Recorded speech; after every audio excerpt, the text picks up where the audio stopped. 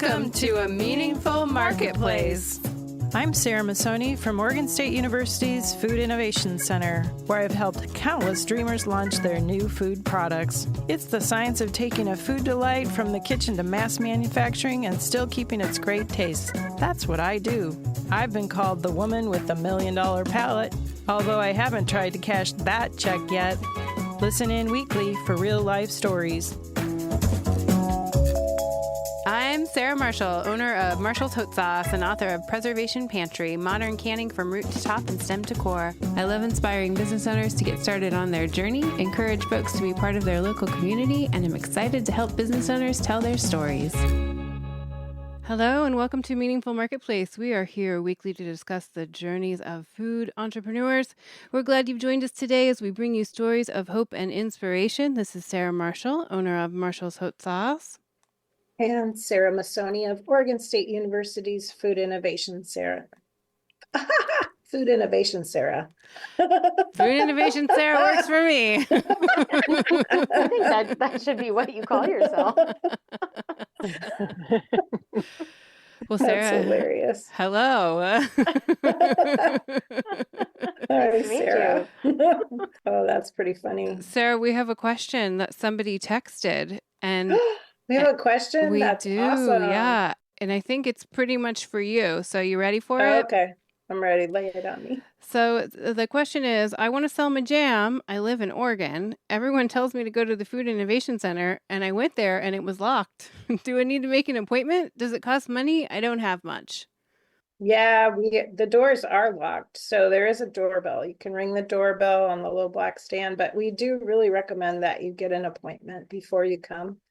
We do have a very hectic schedule here, and the best thing to do is email me at Sarah, SARAH, Masoni, MASONI, at OregonState.edu, and then I'll respond with a link for you to schedule a time with me. And a lot of times first we'll just meet in a Zoom call for 15 to 30 minutes. And then from there, we'll decide if you should come in and how much time we should spend together, if you need to work in the kitchen with me or how it is I can support you on your journey. We'll figure it out from our call. Perfect. Yeah. So first step, email Sarah. Just know there are scheduled hours. There is a black box that you need to ring. I know that from going there, but somebody has to be in there to let you in. So you have to go during specific hours. Yeah, I mean, we're not open on the weekends. So Monday through Friday, pretty much, 8 a.m. to 4 p.m. Also, I would recommend, Sarah has a great book on Amazon that gives you some information about cottage food to see if that fits. And that's a good thing to get going before you make, you can do both things, make your appointment and also get that. Yeah, and the Oregon Department of Agriculture has a ton of resources Amy Gilroy can tell you about because she's here too today. Yeah, perfect. That's actually who I'm going to introduce next. So maybe she'll have some advice for our caller as well. So we've been partnering with the Regional Food Business Center to bring you guests from our 6-state region, and we're currently meeting with guests from Oregon. I want to introduce you to our co-host, Amy Gilroy. She's a trade development manager from the Oregon Department of Agriculture. Amy, thanks for being our ODA expert while we talk to some new farmer friends. Hi, Amy. Hi. Thanks for having me today. Of course. Can you tell us a little bit about your role at ODA and any resources you're super stoked on and any advice you have for our caller question we had? Yeah. So my job is to help support Oregon producers and food makers in getting their products into different markets. I work in a very sort of small division at ODA. It's the Marketing and Economic Development Division, and we are a pretty small but mighty shop of about 5 trade staff. And we have historically had a long-standing partnership with OSU and the Food Innovation Center. We have worked really closely with the food product team for many years and helping Oregon businesses and farms develop products for all sorts of different markets, specialty retail, etc.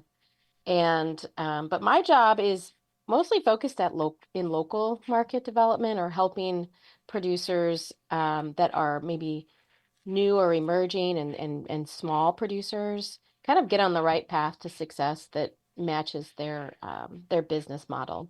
And within that work, the Farm to School program is actually overseen by the Department of Education. But by statute, ODA has a position that helps producers and processors be successful in the school markets. So some of what I do is help train producers and processors on how to get their products in a form that can work for school markets, because it's not really well understood market space. Food service often isn't. A lot of producers don't really understand how to get their products into those places. So I answer a lot of questions about the regulations that are required, any product specifications, how to even just build those business relationships with food service, like schools. Yeah, so that's what I'm going to talk to you a little bit about today. And, something that I'm really excited about, we do have an event coming up where it's essentially a mini sort of food show for Oregon businesses and farms that have products for schools. It's called the Oregon School Nutrition Association Farm to School Showcase. And that is going to be held on Saturday, March 15th at the Salem Convention Center. And so it's a great way if you're sort of new or interested in exploring what the school market might look like for you, to attend that show. And ODA does sponsor that, but we often have discounted booths available for farms and food businesses. And if you're interested in learning more about it, you can go to osna.us/state/conference/. Cool. We'll put a link in the show notes so people can easily click on it. And do you have any advice for someone who wants to sell their jam from the ODA? What would you tell our caller to do? Well, we do have an online resource called the ODA Food and Beverage Roadmap. And I think the best place to find that would be to simply Google ODA Roadmap or Oregon Department of Agriculture Roadmap. I actually don't know the web page. We just revamped our website, so some things have moved around. But that's a great place to go, and has a number of resources such as a co-packer locator tool, some of the even training or coursework that you might want to think about taking if you are a new entrepreneur or you're new to making value-added products, and has a lot of information about what some of those cottage food laws are as well, to help you think through where you might start with a market for a product like jam or jelly. And it's a great resource, and we're continuing to improve it and modify it as we use it. So we're also looking for feedback on, whether there's resources we should have posted there, and how it meets the needs of entrepreneurs. So there's lots of great tools on that website. Perfect. And just for our listeners, we'll put a link to that ODA Food and Beverage Roadmap. And how that works is, if you're listening to iTunes, you just go to the show notes, and it's a clickable link. You just click on it and it'll take you right to it. So you can find that I down just want to below. tell everyone that ODA stands for Oregon Department of Agriculture. Yeah, thanks, Sarah. And we want to thank our sponsor for supporting the Meaningful Marketplace. Thank you for helping us spread the word about small business owners and entrepreneurs. Let's hear a word from our sponsor. The Northwest and Rocky Mountain Regional Food Business Center is the proud sponsor of the Meaningful Marketplace podcast, giving a voice to food from across the 6-state region of Colorado, Idaho, Montana, Oregon, Washington, and Wyoming. The Food Business Center supports Northwest and Rocky Mountain food industry makers as part of the USDA's National Network of Food Business Centers, supporting a more resilient, diverse, and competitive food system as a go-to source for small and mid-tier food and farm businesses, with a focus on underserved communities, providing education in the form of technical knowledge, business programs, and industry news. We sponsor trade shows, meetups, and conferences to connect growers, producers, retailers, distributors, and processors, all to stimulate business and raise the standards of our storied food industry. Join us as we travel through the 6-state region, learning more about food makers, food hubs, and food systems. Visit the website at Northwest Rocky Mountain Regional Food Businesses.com to get connected.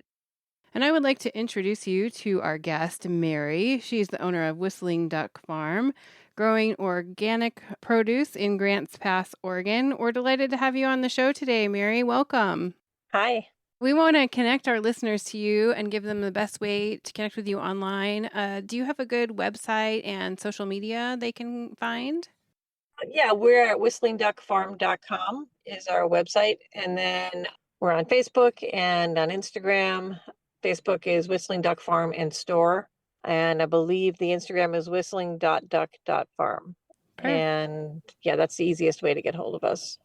Perfect. We'll encourage people to find you online and connect with you.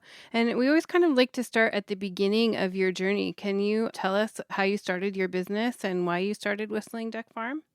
How I started it, gosh, I met a guy. I was saving money to go traveling again and met a guy who wanted to have a farm. And that was back in 1990. So I was a toy designer at the time and became a contract toy designer, left the corporate world and became a contract toy designer. And he started the farm and I was doing contract work, and then he needed help on the farm. And then that was that. I really liked running a business, and farming has a way of kind of luring you in. So you go out there and weed the broccoli, and then there's always something else to do. So the other jobs fall by the wayside. So as all of the little things need to be attended to.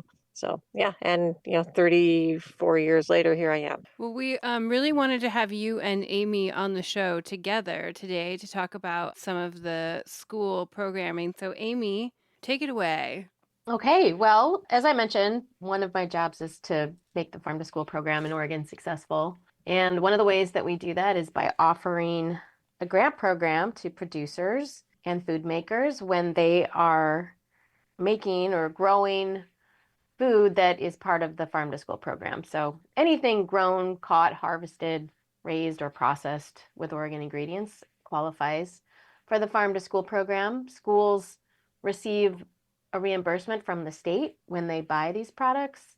So what it's done over the years is just given an incredible opportunity for kiddos to try new products, develop relationships with farmers in local communities, and in some instances, these programs have been really successful in giving farms and food businesses another market and another market channel. So some of our farms and businesses have been selling to schools for a very long time, and it has become a source of revenue for them.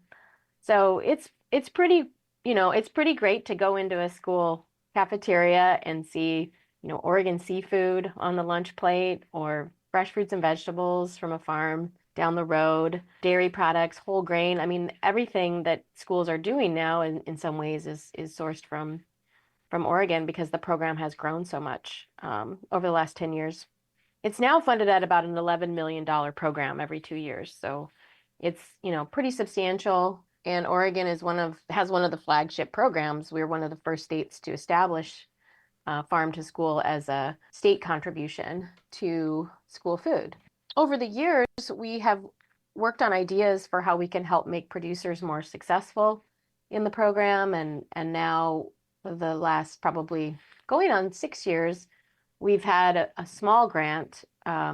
This producer equipment and infrastructure grant helps cover some of the costs related to equipment and updated infrastructure to help farmers get those products they're producing in a form that's convenient for schools to use, because oftentimes labor is a huge cost for schools. It's one of their biggest costs, actually. Probably almost 50% of their food dollar is on labor. And so the more convenient the products can be when they arrive to the school cafeteria or kitchen, the easier it is for those, the faster, the easier, the more efficient it is for the food and nutrition staff to utilize it. So actually Mary's farm Whistling Duck Farm was a recipient of one of these grants recently. And so it's really exciting when it's a very competitive grant, and it's very unique because it covers costs that typically are not allowed in grants, and both federal and state grants. So it's a very special kind of novel program, because a lot of times larger equipment and infrastructure upgrades are not eligible for grant programs. And so this is something that is very special in that way. So So yeah, so I mean, Mary's project is, and Mary, you can jump in at any point and tell us more about it, or I'm not sure, Sarah, how you want to. Yeah, Mary, tell us about the grant and what you're using the grant money for. Yeah, I've sold over the years through Farm to School a bit. We sold, a fair amount during the COVID time, and then down here we had the Alameda fires that came concurrent with that in 2020, and so the Farm to School was providing a lot of offsite food for families to eat through that, and so we had various summer veggies and onions and zucchinis and such that we were selling through that as provision boxes to go home with kids and families. And then, so we wrote a grant because one of the things we really like growing onions in particular. We don't grow a huge amount, but for our farm, they're really productive, especially the overwintered onions. And so we do a lot of onions and we do garlic and we do winter squash. We'd sold some onions to the school and actually some winter squash to the school as well. And we've been kind of limited in a couple ways on that. We were limited in our drying and storage facilities for that because it takes a lot of space to adequately dry and cure and store winter squash and onions and keep them in it like a rodent-proof space so that they'll store through the winter months. And also to have a product that is more accessible for schools, like Amy was saying, that the whole labor of food production is enormous, processing food to turning it into meals. So what we wrote our grant for was to build an annex off of one of our buildings as like an actual drying annex to be able to have a lot of screen shelves to be able to dry a lot of onions in a small space and a lot of winter squash in a small space. And they kind of rotate through so we can do onions in one season and then pull them out and then do winter squash in later months and then store there and have it be an enclosed rodent-proof space separate from the rest of our spaces. Because we also have a commercial kitchen that we use for a lot of value-added product that we do. We do a lot of fermented foods and such, and we have a store, and so we make some grab-and-go foods for our store. But so we have a commercial kitchen, and that allowed us to be able to add into the grant to be able to get an onion peeling machine to be able to pre-peel the onions, which anybody who's processed a lot of onions know that that's like the most tedious job is peeling onions. You can throw them into most not very large scale choppers and mincers and slicers at that point, but the peeling is just, there's no way around that but peeling them. So we included in our grant an air peeler that just works with a compressor. It's not a terribly complicated machine. It's pretty straightforward and doesn't take a lot of space.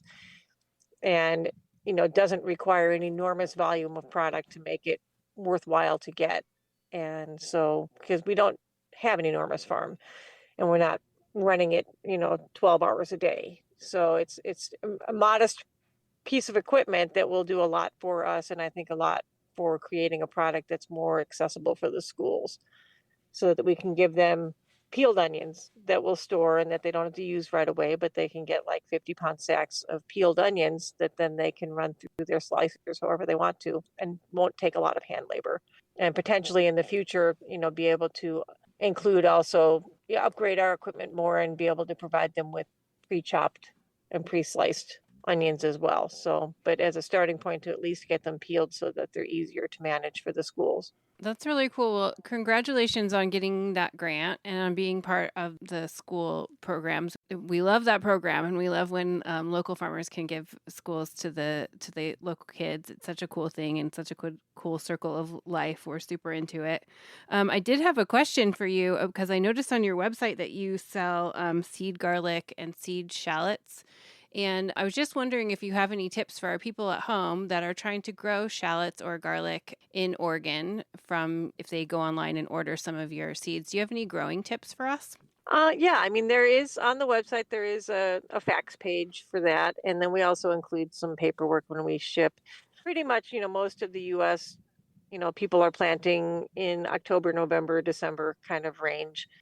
There's each region of the country has its own little anomalies of there's certain pests and problems that can become problems for garlic. We're lucky here in Southern Oregon that we have a pretty clean area. We don't have the major culprits of that make garlic prohibitive to grow. We don't have white rot, we don't have bloat nematode, we don't have certain things like that. There are some new pests that have come along that are kind of being a nuisance, like tulip bulb mites, that we're just still working on figuring out how to manage. I know OSU Extension is working on a lot of that as well, trying to figure out how to manage them. But pretty much, I mean, we grow a lot of different varieties, and there's, certain varieties do better in different regions. The Creoles and the softnecks do better in the lower tier states, and then the hardnecks do better in the upper tier states and things like that. And then we have the shallots that we're selling are a Dutch yellow shallot, which actually does better planted in the spring than it does in the fall. When we plant in the fall with our garlic, it tends to want to bolt, and when we plant it in the spring, it doesn't. But ironically, we planted in the fall like we do other shallots, and we ended up with a bunch of shallot blossoms, which is not ideal. But at the same time, then our chef took them and turned them into a really important ingredient in one of the spice blends he does. So life's that way. You just never know what you're going to end up with in the end, right? So now I plant them both ways. I plant them for the shallots, and I plant them for the shallot blossoms as well. So That's perfect. You found a use for them anyways, and now you'll probably always plant them that way, right? yeah. In fact, I was just talking with my chef today. Like, do you want me to continue planting some in the fall so that you have those blossoms as well? Because I mean, you can still use the shallots. They're kind of interesting. They're not like onions where if they bolt that they're not useful. They're still fine as shallots. They're just not as high a quality. It almost is like you can use both parts, but the shallot blossoms are really great in some of our seasoning blends. So that's kind of funny. We'll take a quick break, and when we come back, I'd love to hear more about your farm store. We'll be right back. Oregon State University's College of Agricultural Sciences and the Food Innovation Center are proud sponsors of Meaningful Marketplace. With a mission to serve all Oregonians, we are committed to giving voice to those whose food and agricultural stories are not always heard. By providing access and opportunity for a more diverse and just food system, because food brings people together. So, Mary, tell us a little bit about your farm store. What are the best-selling items that you prepare there on the farm for people to stop by and pick up?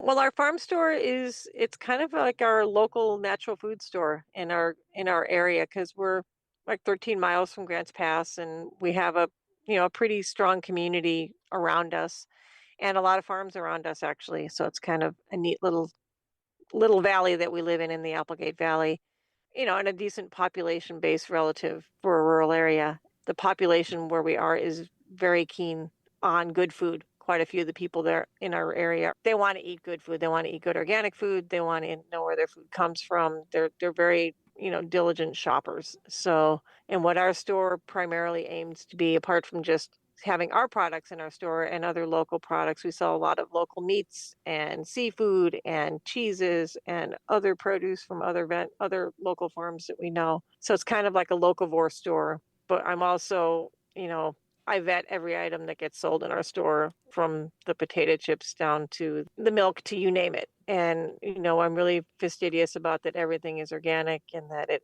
has the highest quality ingredients. So my goal is to make it so that our shoppers don't have to read all the labels, because we read them for them. So, and then it's been really good. We've been open 10 years now. We started out as a self-serve store in 2006, and then we opened our big full-serve store in 2014. So it's been a great store. It's been really a wonderful place for us to test market our own value-added products. We have a lot of fermented foods that we make. We also make our own salad dressings. We make soups.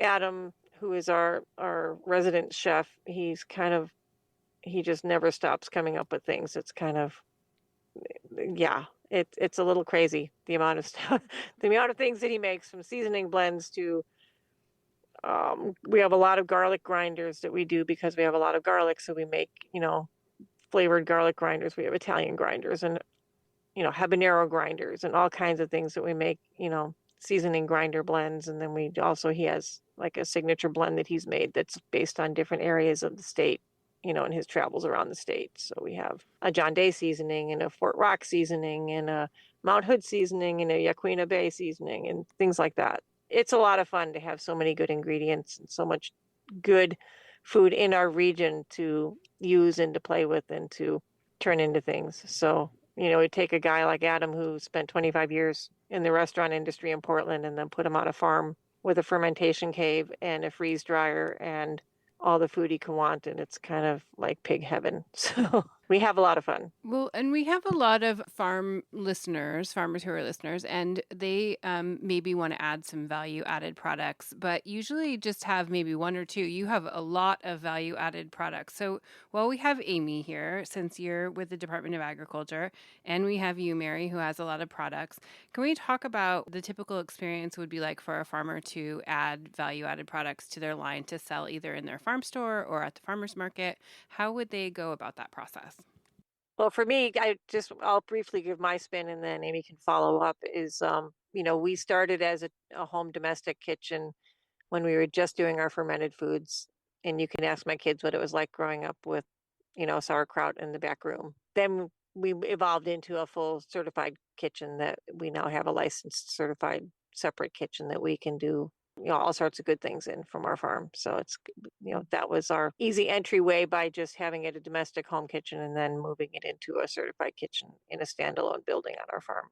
I think, one of the first things I would think of as a farmer, if I was interested in starting to make value add products, is to think about what I grow really well and to think about where I might be able to add on more acreage of those crops and really start to get creative with the use of those crops. Once I think your cost of production by the crops that you're growing and you have a good sense of, where your loss leaders are and where there might be an opportunity for you to think about value added product development, would be to really get those farming systems down and really know what your yield is for certain crops where you might be able to take on a little bit of risk in trying different products. It's interesting because a lot of times I feel like when farmers come to the Oregon Department of Agriculture with those types of questions, they're looking for a lot of market research, which unfortunately we don't have, and a lot of times can be really costly to produce, that would point them in a direction of where they might be able to go to maybe carve out a niche market, for a value added product. And, I think working with the Food Innovation Center, working with some of the programs that Sarah's part of, Get Your Recipe to Market, and others are great place to start in terms of learning how to create a recipe. But a lot of times I think farmers, they often just don't have the time or even necessarily the expertise that's really necessary to think about putting a recipe together. Or, it's so wonderful to hear about the resources Mary has, on her farm, having a chef on staff or on site that, is sort of a perpetual place for creativity and brings all these ideas forward. Farmers are so busy farming and trying to keep, their business, trying to keep things moving and trying to keep everybody afloat. I think sometimes can be really overwhelming for farmers to start with a product idea. But I always, sometimes when I talk to farmers about it, I ask them about some of their, farming is a family business. So what are your family members making? What kinds of recipes are, part of your tradition or your cultural heritage? And, really trying to help them identify products that I think maybe they don't even realize would mean a lot to them already, just based on why they're farming, like what can be a source of passion for them in making products. In terms of all the technical help, we have all of that. We can send people different, to different places and different resources. But I think oftentimes farming in and of itself isn't always, a lot of farmers I know have off-farm jobs, right, for off-farm income because they need that extra money for their families. And making a value-added product isn't always going to be, a source of more income initially. But I do think it's a great way to diversify and to take small risks with your farm business. Yeah, it's a concept that you're going to make money on a value added, and it's a really easy place to lose money, definitely. I'm really fortunate in that we have our store and it acts almost like our little test market to be able to put items out there and then really analyze them and see customer feedback and try different approaches to them. We've made things and then decided that this is not worth making. And there's no way we can make it at a price point that's going to work and have the ingredients we feel good about. And then certain things like the garlic grinders are just a no-brainer because it's basically surplus. When you're growing garlic for seed garlic, you're going to have we grow a lot of garlic, and then we end up with, a lot of culls as a result of that. And then if we can turn those into a product line of its own, that's awesome. So certain things like that make sense, and then other things like don't make sense. A lot of what we do ends up becoming, secondary product from other things, so, and it's just like we have a freeze dryer, and so we do a lot of fermented foods, but then, you will have ferments that aren't up to speed. They're not as crunchy as they want to be, or there's too much of something, or it starts getting to like you have a fresher batch, then we can freeze dry that and powderize it and add it to seasoning blends. So it's like using the waste stream is just really important to me to be able to maximize what we're doing with our products. I always tell people it's really nice to spend a little time in advance of growing something to make sure that there's actually a market for it. It's always important too. And also with the value adding of it. Yeah. You can Yeah. have a great idea and think like, this is going to be so awesome. And then you find you actually pencil it out and you're just losing money on it. And, Yeah. it's a labor of love at that point. So much of farming is, but you don't want to then add it the next layer where it's like, oh, we have to use that because I don't want to throw it out. But then sometimes things aren't worth saving either because the amount of labor it takes to turn it into a product that's viable is not worth it. So, Yeah. And farms can connect with people like Sarah Marshall, who's buying a lot of peppers for her product line.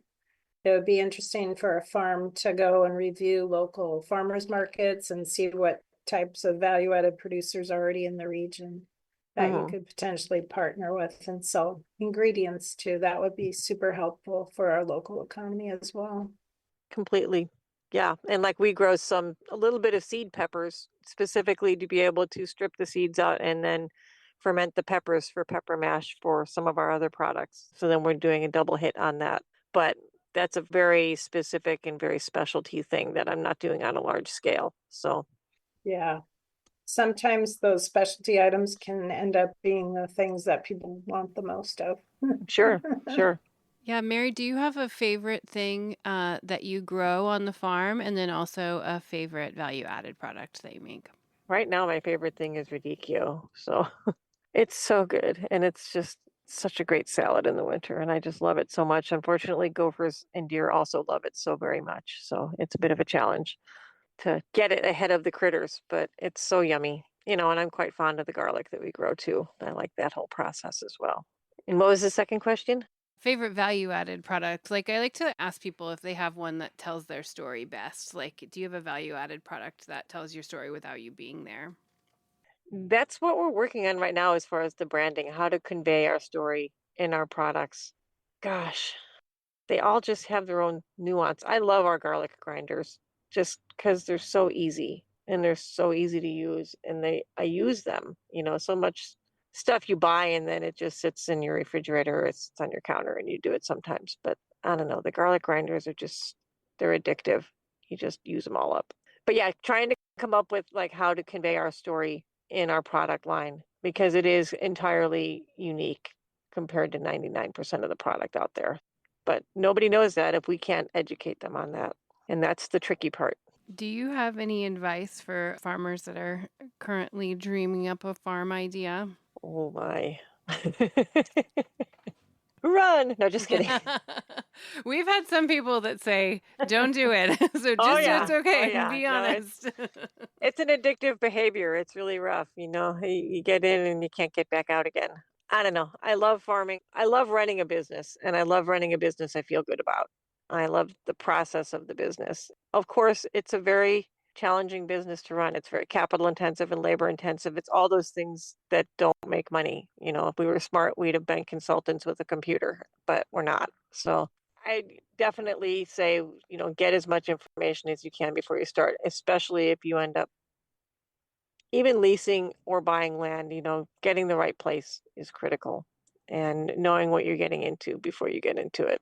It's not to say that you can't work with a piece of land that's marginal, but know what you're getting into because because that's everything. We've definitely, advised a lot of people on land purchases and deciding how to use their land. And, it can make or break a farm because you can work twice as hard or half as hard on a place depending on what you're working with. Well, I know it's not always easy to run an organic farm and provide good food to your community, but I see that you have this passion and this drive to do that, and you care about the food that you're putting out in the world through your farm stand and through your farm and through what you're giving to schools. And so I just want to tell you that I see you and I think that you're doing great things, and keep doing it, Mary. We appreciate you. Well, we just do it until one day they compost us, so that's how it is. I really love that you have the farm store on your farm there. And I think that that's a really great way to connect with your community. Do you have any quick community stories that you'd like to share? As far as, yeah, I agree on the store. It's interesting because we started doing, our first gig was doing growers markets in town, which was great. And we met just a ton of people. We got to know our community because we weren't from this area. We moved here and then started a farm and got to know so many people through growers markets, farmers markets. And then we started a CSA, and then we got to know like a wider range of people throughout the entire region. And that was really cool. And then when we moved farm to our location in the Applegate 20 years ago, we're right on the highway. So, if you have lemons, make lemonade. So we made a store, and then we got to know our local community. And it's really a great way to be with your community, to be providing food to them and to get to know what people want. And just, it's been wonderful. I mean, I wouldn't do well as like a wholesale farmer. I really like to interact with the people who are getting what we're making. So that's a wonderful thing. I enjoy that a lot. Hundreds and hundreds of workers over the years. And it's a process, it's definitely a learning curve and a growth experience, over many decades to interact with people in a productive way and create the community you want to have. But it's critical. There's not near enough of it in our culture, and I think that like our store, as many people have said in our culture right now, there's just so lacking in third spaces, places where people can meet and gather and interact and just share, and I think that farmers markets in general are just a really key part of the community that way. And I think, our store is for our area as well. And that's a good thing. Well, unfortunately, everyone, this is my least favorite part where I tell you we have to wrap it up. So, Mary, we definitely want to send people to you directly. So, will you tell us the hours of the farm store and then how people can find you online if they're not in your area? Sure. As I said, the easiest way online, to actually see the whole story in one spot is at our website, and that's whistlingduckfarm.com. And our store is in the Applegate Valley of Southern Oregon between Grants Pass and Medford. And our hours are 11 to 6 Monday through Friday and 11 to 5 on Saturday. And we're open year round. Perfect. Thank you, Mary. It was so great to chat with you today. And Amy, just so people can either find you or your organization, whatever you want to put out there, will you let them know again? Sure. If anybody wants to reach out, they can send me an email at amy.gilroy@oda.oregon.gov. You can also Google my name, Amy Gilroy at ODA or Oregon Department of Agriculture, and you'll probably find my contact information on our website as well. Perfect. Well, thanks for co-hosting with us, Amy, and thanks for all the work you do for the Department of Agriculture and for our kids' schools. We appreciate you. Thank you for having me. Thank you for listening to the Meaningful Marketplace podcast. Before you go, leave us a review on Apple Podcasts or iTunes, or follow us on Instagram or YouTube at Meaningful Marketplace Podcast. You can call or text Sarah and I with questions at 503-395-8858. We couldn't do this without our fantastic team at Joy of Creation Production House. Thank you to Dave, our production coordinator, and Haley, our audio engineer. We will be back next week. Everybody, thanks for joining. Bye. Okay. Bye for now.